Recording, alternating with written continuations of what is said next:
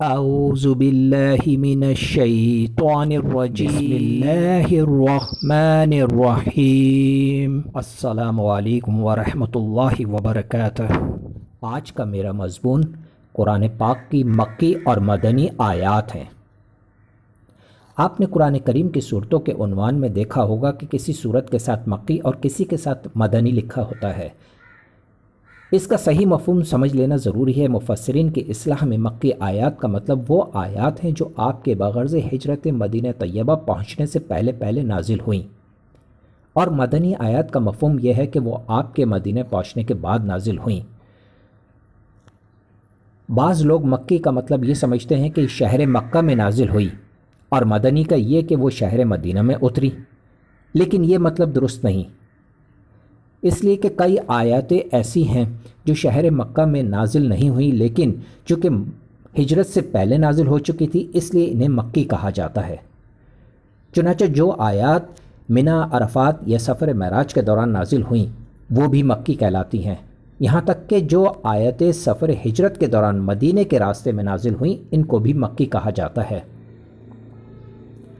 اسی طرح بہت سی آیات ایسی ہیں جو شہر مدینہ میں نازل نہیں ہوئیں مگر وہ مدنی ہیں۔ چنانچہ ہجرت کے بعد آپ کو بہت سے سفر پیش آئے جن میں آپ مدینہ طیبہ سے سینکڑوں میل دور بھی تشریف لے گئے۔ ان تمام مقامات پر نازل ہونے والی آیتیں مدنی ہی کہلاتی ہیں، یہاں تک کہ ان آیتوں کو بھی مدنی کہا جاتا ہے جو فتح مکہ یا غزوہ حدیبیہ کے موقع پر خاص شہر مکہ یا اس کے مضافات میں نازل ہوئیں۔ چنانچہ ایک آیات قرآنی ان اللہ یأمرکم ان تعدوا الامانۃ الی اہلہا مدنی ہے، حالانکہ وہ مکہ مکرمہ میں نازل ہوئی۔ پھر بعض صورتیں ایسی ہیں کہ وہ پوری کی پوری مکی یا پوری کی پوری مدنی ہیں، مثلا سورہ مدثر مکی ہے اور سورہ آل عمران پوری مدنی ہے، لیکن بعض مرتبہ ایسا بھی ہوا ہے کہ پوری صورت مکی ہے لیکن اس میں ایک یا چند آیات مدنی بھی آ گئی ہیں، اور بعض مرتبہ اس کے برعکس بھی ہوا، مثلا سورہ اعراف مکی ہے لیکن اس میں وَاسْأَلْهُمْ عَنِ الْقَرْيَةِ الَّتِي قَانَتْ حَاضِرَةَ الْبَحْرِ سے لے کر وَإِذْ أَخَذَ رَبُّكَ مِنْ بَنِي آدَمَ تک کی آیات مدنی ہیں، اور اسی طرح سورہ حج مدنی ہے لیکن اس میں 4 آیتیں یعنی وَمَا أَرْسَلْنَا مِن قَبْلِكَ مِن رَّسُولٍ وَلَا نَبِيٍّ إِلَّا إِذَا تَمَنَّى سے لے کر عَذَابٌ يَوْمٍ عَقِيمٍ تک مکی ہیں۔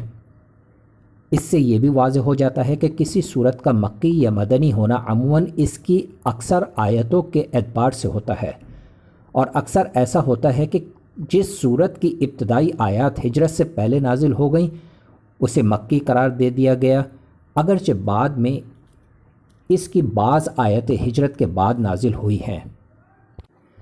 اب آج کا جو میرا دوسرا مضمون ہے وہ ہے قرآن پاک کے اجزاء یا پارے۔ آج کل قرآن کریم 30 اجزاء پر منقسم ہے جنہیں 30 پارے کہا جاتا ہے۔ یہ پاروں کی تقسیم معنی کے اعتبار سے نہیں بلکہ بچوں کو پڑھانے کے لیے آسانی کے خیال سے قرآن کریم 30 مساوی حصوں میں منقسم کر دیا گیا ہے۔ چنانچہ بعض اوقات بالکل ادھوری بات پر پارہ ختم ہو جاتا ہے۔ یقین کے ساتھ یہ کہنا مشکل ہے کہ یہ 30 پاروں کی تقسیم کس نے کی ہے۔ بعض حضرات کا خیال ہے کہ حضرت عثمان غنی رضی اللہ تعالی عنہ نے مصاحف نقل کراتے وقت انہیں 30 مختلف صحیفوں میں لکھوایا تھا، لہٰذا یہ تقسیم آپ ہی کے زمانے کی ہے، لیکن متقدمین کی کتابوں میں اس کو کوئی دلیل احقار کو نہیں مل سکی۔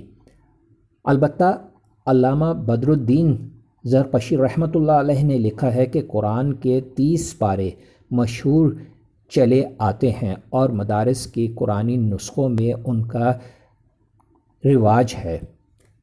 بظاہر ایسا معلوم ہوتا ہے کہ یہ تقسیم عہد صحابہ رضی اللہ تعالیٰ عنہ کے بعد تعلیم کی سہولت کے لیے کی گئی ہے، واللہ عالم۔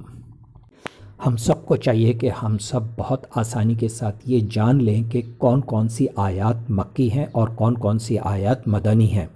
اسی طرح سے قرآن پاک کے پارے یہ 30 پارے ہیں، اور تمام پارے الگ الگ بھی اویلیبل ہیں مارکیٹ کے اندر، اور قرآن پاک کی ایک مکمل کتاب کی صورت میں بھی موجود ہیں۔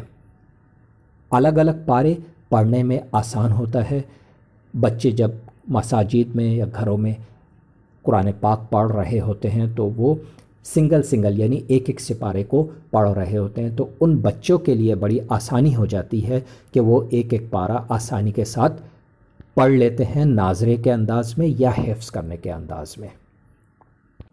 بہت سارے ایسے لوگ موجود ہیں جو کہ صرف قرآن پاک کو رمضان میں پڑھتے ہیں۔